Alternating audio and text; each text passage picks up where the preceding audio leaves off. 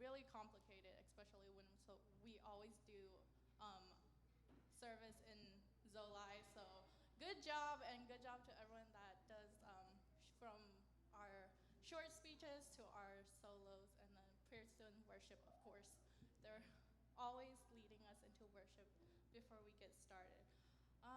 As you guys know, today we had a lot going on. I know Praise and Worship had their picnic, and it looked really fun. I really wish I could have joined, but there was also our church cleaning today, and from my knowledge, what I've seen was only 3 Kangno came. So next time that there's like church activities and events like this, I highly encourage our other youth members to come and join the cleaning or anything else that our church does.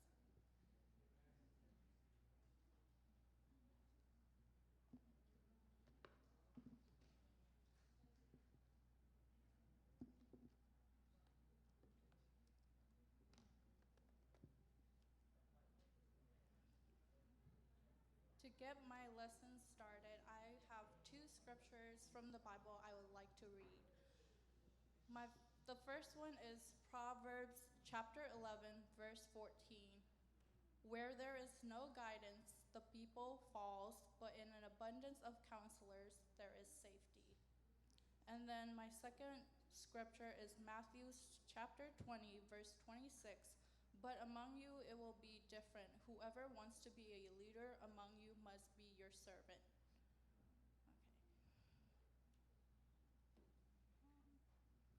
So, like Brother Kaino said, the last month we've had a lot of events going on. I know personally I went to an event that really stood up to me was our PYA seminar Friday morning to afternoon. As you guys know, if you guys attended, I know some of you guys attended and were able to because school hasn't started, and some of you did take time off from work to attend it. So they split it into 3 groups after our morning devotion, which was split from 18 and over, 18 and under, and then they had another section for leaders. Me and Sister Sasan were able to attend the leader seminar during that event, and we both agreed that we learned a lot of things, and it was a great experience. And I wanted to share some of the things we learned, especially since right now we're youth leaders. So from the leader seminar we attended, we learned different styles and methods of teaching from Sia Kimang and Sia Joseph. They were the ones that taught our seminar. One that stood out from Sia Kimang was the you do, I watch, I do, you watch, and then we do, which is basically, as you guys know, our motto for our youth service. Our motto for our youth is be example. So I feel like that really associates with our motto. And then I also learned that the way of teaching affects the outcome. There was, I would say, like a formula method that he showed us. I wrote it down. If you're empowering but not equipping, the followers fail. Followers failure, but if you're equipping but not empowering, followers are frustrated. And then if you're empowering and equipping, the followers are flourishing. That's like being encouraging and also showing you how to do things. And then from Sia Joseph, he was more, because he is a pastor, he's more leading the youth and how to find connection and common grounds with them, but also remembering that you are a leader. So even though you do find common grounds and connection, you have to remember you're also a leader. You can't be like that.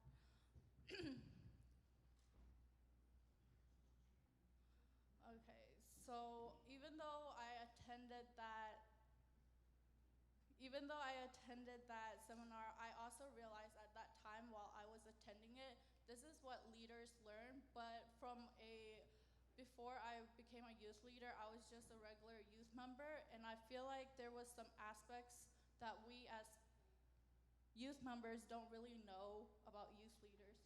We have, I would say as youth members, we see the surface of our youth leaders. We only know what we see from the outside, but from an inner expected and from my experience and point of view, I would like to tell you guys a little bit more about our youth leaders' responsibilities.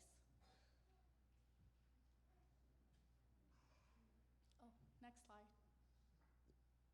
Let me this way.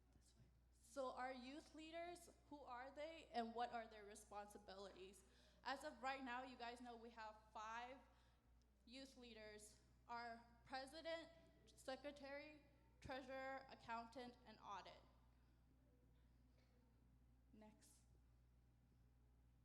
So our president, do you guys know who our president right now is?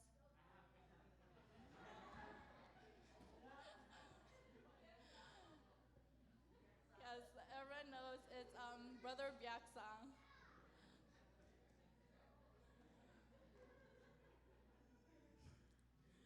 So for our president, from my point of view, this is from my experience. So it's not, I would say it's not documented. It's not the main formula or the main responsibilities you have. I know there's more, but there could be also less. But for now, I put that you have to have a goal. So when you have a goal, you have to make sure it aligns with our doctrine. So it can't be just any goal. It has to align with our doctrine because it is for our church. We are from a community, which is our church. And then I say plan events and discuss with the rest of the youth leaders.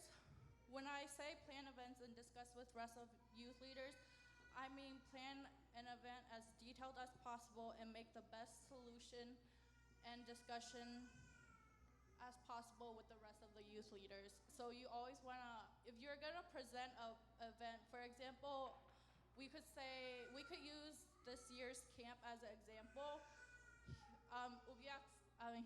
Brother Byaksang couldn't just be like, oh, let's just have camp and just say that. He was like, let's have camp. We're gonna do this, this, this. So he had a list ready. And then I say arrange meetings. So he's mostly the one that says, oh, we're gonna have our meeting this day, or we're gonna have our meeting the 3rd Sunday of every month, which is what we have right now. But that could always change, depend on who's your youth president at that time. And then interact with fellow youth leaders and members.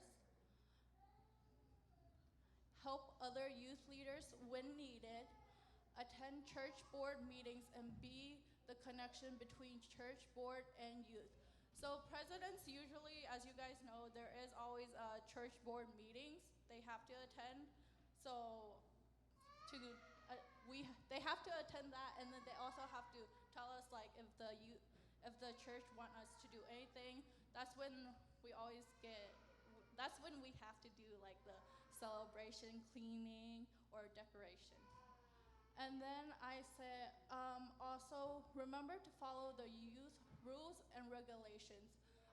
When I say rules and regulations up there, it just means like, I'll give you an example. It's like when a youth member graduates, we always do the celebration where we all get together, celebration to appreciate how they were able to get their degree, and then we also always give them a plaque. And usually these regulations and rules were carried on from our previous youth leaders. Next. One more time. Next. Okay, now our secretary. Do you guys know who our secretary is? Okay, it's Brother Kaino, as you guys know. So Brother Kaino is our secretary for this term. His jobs mostly include record meetings. So whenever he attends meeting, whether it's for all the youth or just youth leaders, he has to record all of them from the date, the time, well, the date, the location, who attended, and all the information. And then there's prepare and present announcements. Just like he did few minutes ago, he presented the announcement, but he also prepares them.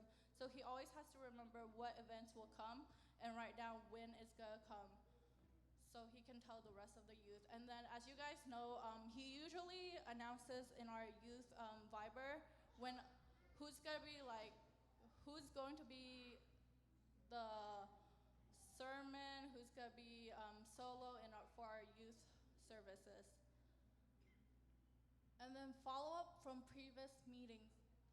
When I say follow up from previous meetings, it just means from our previous meeting, he just has to check what we've done, what we haven't done, and he has to just remember what needs to be accomplished and what has and hasn't.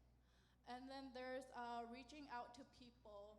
So I really, like, for a secretary, I feel like that is like one thing I really admire, because I'm not really good at talking to other people. So reaching out to people just means like for Subu, if we were to collect it, but those people haven't given it to us, he reaches out to them and say, hey, we had our Kano Subu that day.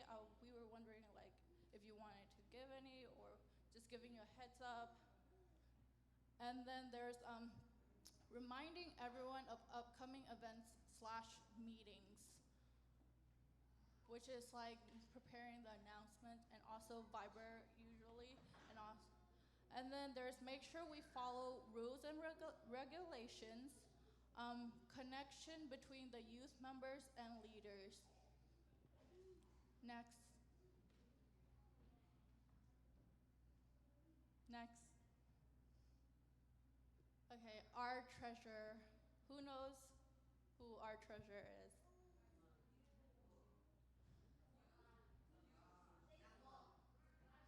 No, guys, come on.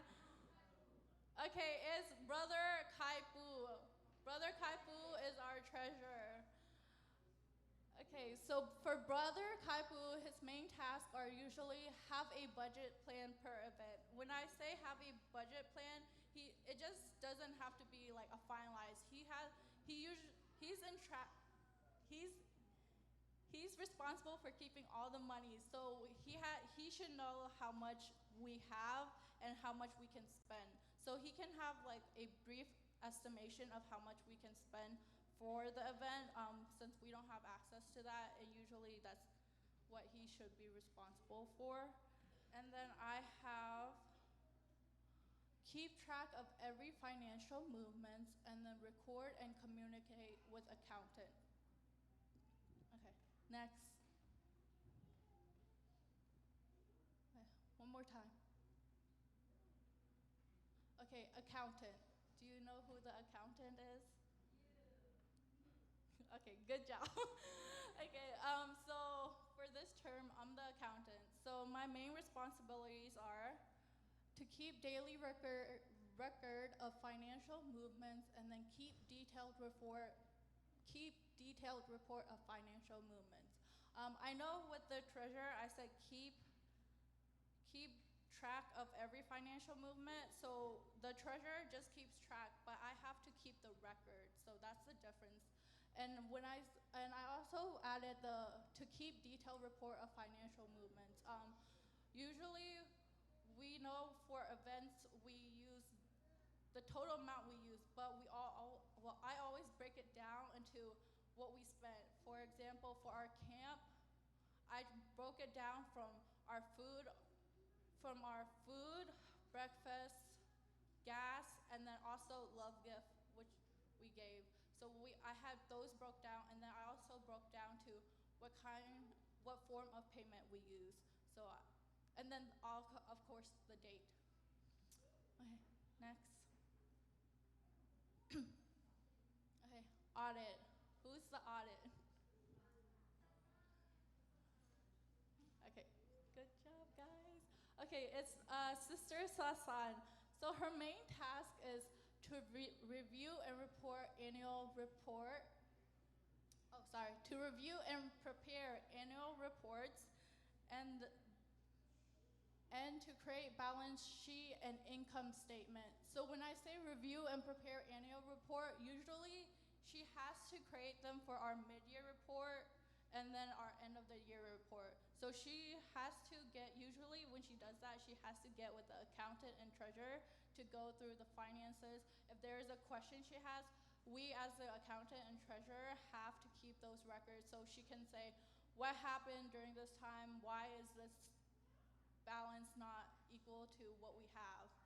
So she's responsible for that, and she also has to create the balance sheet and income statement, which our president presents during our mid-year report and end of the year report.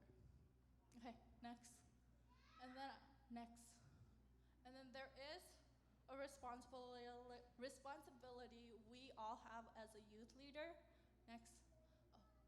Okay, so as youth leaders, we all have to attend meetings, which means our youth meeting, our youth leaders meeting, and then the regular youth meetings. And then there's involvement for youth members. When we say involvement for youth members, how can we make plans to get the youth to be involved? And then there's also the question of how can we include those inactive in our youth? And then there's fixing problems and coming up with solutions, completing tasks / doing steps to complete tasks, and then making events possible and happen, help each other within leadership, complete assignments assigned by president, and then there's accountability. For accountability, I would say even though we're youth leaders, we do have our own responsibility, but we're all accountable because we're a team. And also, one of our goals for this year was to have all the youth leaders do Hunpi, which is why I'm standing up here completing one of our main tasks, one of our main goals for this year. And that's all I want to say. These are all what I could tell you guys from my experience as being a youth leader, and I just wanted to give you my point of view and share you some of the knowledges I feel like I've learned, even though it's only 2 terms, but I feel like I've learned a lot, especially as a youth leader and able to have this experience. For the end of the sermon, I would like Brother Naothong to pray, and that would be it.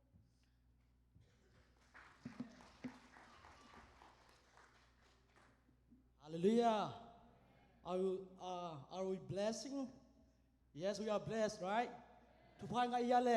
Can we all stand? Hallelujah. Amen.